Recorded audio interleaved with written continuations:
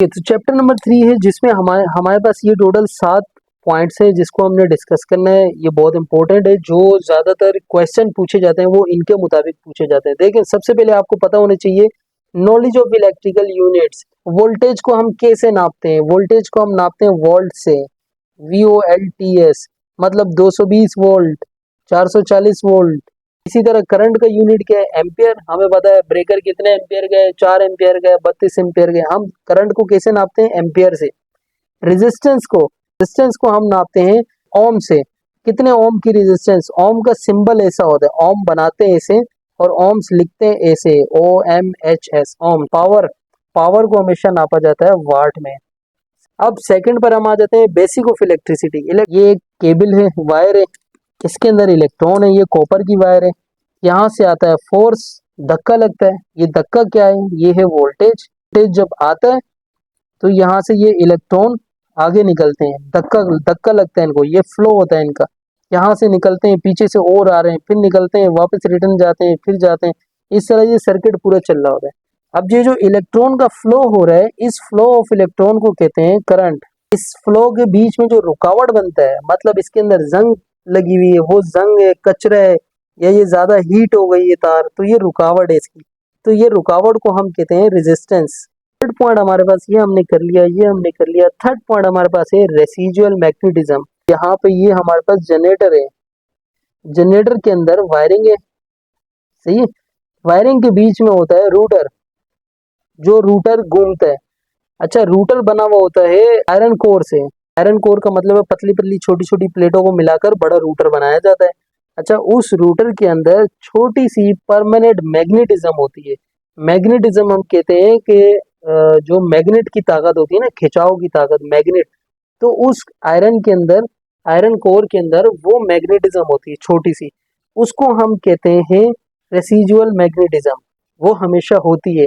अगर वो रेसिजुअल magnetism generator के रूटर के अंदर नहीं होगी तो फिर आपको वो सही करवाना पड़ेगा, जनरेटर स्टार्ट नहीं होगा। ये जनरेटर सेल्फ में जो स्टार्ट होता है, सेल्फ एक्साइटेशन में स्टार्ट होता है, ये इसी की वजह से होता है। ये बहुत जरूरी होती है रेसिजुअल मैग्नेटिज्म, ये जनरेटर के रूटर में होती है।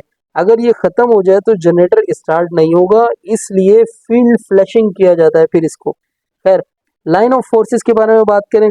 लाइन ऑफ फोर्सेस असल में क्या होता है? ये हमारे पास मैग्नेट नंबर 1 है, ये हमारे पास मैग्नेट नंबर 2 है। हमें पता है कि मैग्नेटिक फील्ड को, ये जो एक मैग्नेट है, इसके दरमियान कोई फील्ड चल रही है, इसके पूरे इर्द गिर्द। ये एक मैग्नेट है, इसके इर्द गिर्द फील्ड है। इस फील्ड के पास कोई दूसरा मैग्नेट आएगा तो ये चिपकेगा आपस में, ये खींचेगा आपस में एक दूसरे को।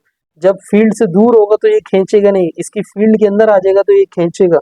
ये जो मैग्नेटिक फील्ड है, इस मैग्नेटिक फील्ड को समझाने के लिए लाइन ऑफ फोर्सेस का कॉन्सेप्ट यूज किया जाता है। ये लाइन ऑफ फोर्सेस का कॉन्सेप्ट होता है। ये जो लाइनें बनी होती हैं, ये लाइन ऑफ फोर्स होती है, मतलब ये धक्का लगाने की लाइन होती है, ये फोर्स की लाइन होती है। अच्छा, ये लाइन हमेशा नॉर्थ पोल से निकलकर साउथ पोल में इंटर होती है। मैग्नेट की 2 साइडें होती हैं, एक होती है नॉर्थ, एक होती है साउथ।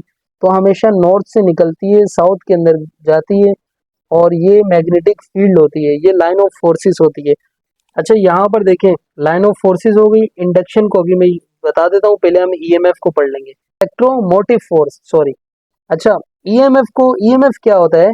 ईएमएफ वो फोर्स होती है, जैसे यहाँ पर मैंने अभी बताया कि वोल्टेज क्या होता है, इलेक्ट्रॉन को धक्का लगाने की एक कुव्वत होती है, एक फोर्स होती है जो इलेक्ट्रॉन को धक्का लगाती है और वो करंट फ्लो करता है, वो इलेक्ट्रॉन फ्लो करते हैं पूरे सर्किट में।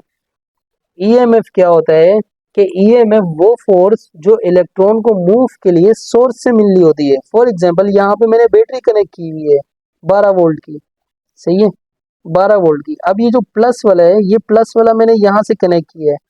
तो ये जो सोर्स है, ये जो एनर्जी की सोर्स है, यहाँ से जो इसको फोर्स मिल रही है, यहाँ से जो इसको ताकत मिल रही है, इसको ईएमएफ कहते हैं। ईएमएफ असल में वोल्टेज ही होता है, इसका दूसरा नाम है ईएमएफ।